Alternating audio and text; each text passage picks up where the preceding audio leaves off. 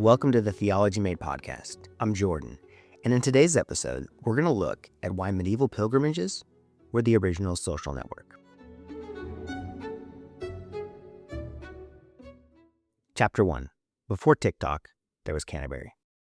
Long before Instagram stories, trending hashtags, and viral tweets, people still went out of their way to share stories, connect with strangers, and show off just enough to feel significant. The difference is, they did it on foot, in sandals, on horseback, through mud and forest, and rain-soaked dirt paths, and they called it pilgrimage. Today we think of pilgrimage as this intensely spiritual act, something between a religious quest and a long walk. But in the Middle Ages, it, was that, but also, something more. A sprawling network of people, ideas, relics, rumors, and rituals. If Twitter is where you go to argue with strangers and Instagram is where you pretend your life is better than it is, pilgrimage was where medieval Europe did both. Because it wasn't just spiritual discipline, it was network culture without the Wi-Fi. Chapter 2. Everyone was going somewhere. From the 11th to 15th centuries, pilgrimage was all the rage. The shrine of St. Thomas Becket in Canterbury, the Holy Sepulchre in Jerusalem, even the toenails of obscure saints tucked away in French villages. Everyone, from kings, peasants, merchants to monks, were on the move. Some traveled for healing, others for penance, some to see a miracle, others to be seen making the journey. But all of them participated in something larger, a living, breathing network of spiritual movement. You couldn't scroll, so you walked. You couldn't post, so you knelt. You couldn't swipe, so you sang psalms and traded gossip with a tanner from Bristol. It was slow, embodied, and full of risk. And yet, for some reason, millions did it anyway. Chapter 3. Medieval virality. How relics went viral before memes.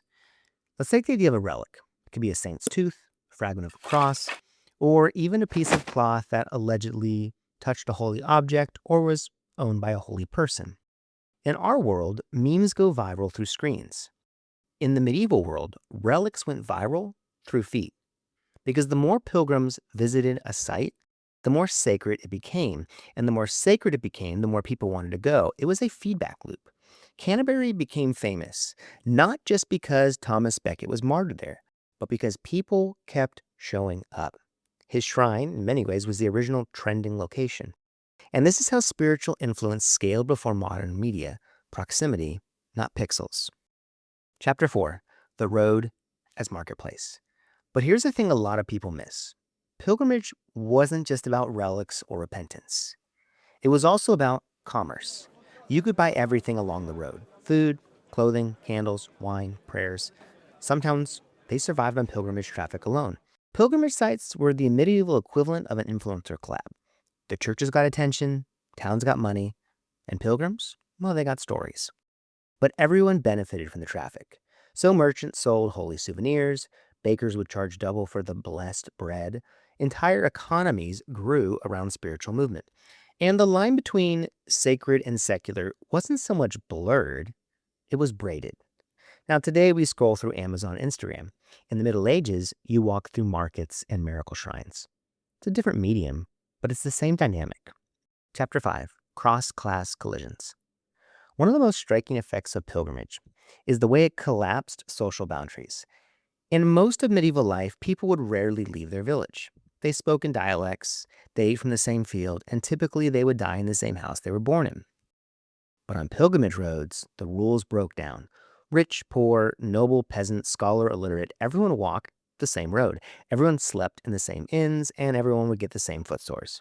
It was one of the only times that the rigid class structure of feudal Europe briefly breathed and gave way to something that looked like social mobility. Now, that doesn't mean inequality disappeared. It just means everyone was temporarily in the same thread. And pilgrimage didn't just move people. It moved ideas. As travelers bumped into one another, they would swap stories. A tale from Spain would make its way back to France. A miracle in Jerusalem was whispered in Flanders, and a heresy born in Bohemia got questioned in Rome. This was belief by proximity. The road became a kind of algorithm, curating ideas, reinforcing some, discarding others, elevating what was sticky and memorable. It's not that different from how today's social media platforms surface what gets liked, shared, and amplified. Medieval pilgrims, they weren't just receiving theology, they were spreading it, adapting it, remixing it, like spiritual content creators with blistered feet. Chapter 7, Spiritually Performing. Pilgrimage wasn't always pious, though. It was also performative. Think of Schoffer's Canterbury Tales. It's a collection of fictional pilgrims, each telling stories en route to Becket's shrine.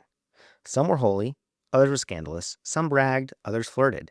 Pilgrimage was a stage, and everyone was performing a version of themselves. The devout penitent, the curious traveler, the showy donor, the wandering minstrel.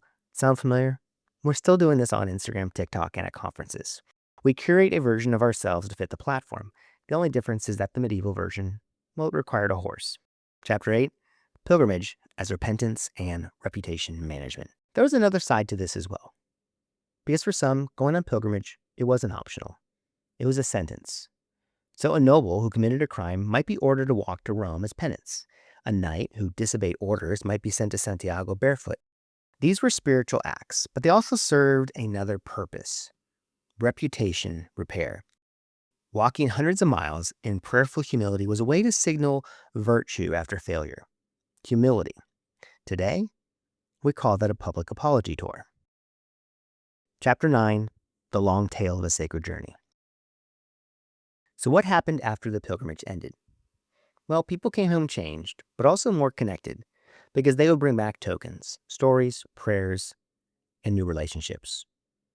Some started local shrines, others inspired new movements. Many couldn't stop walking and became lifelong professional pilgrims. But most important, pilgrimage, it created memory. It left a mark not just on souls, but on cities, maps, trade routes, and theological imagination. And the road shaped the church just as much as the church shaped the road. Now, eventually, pilgrimage lost its pull. The Reformation attacked the idea of relics and indulgences.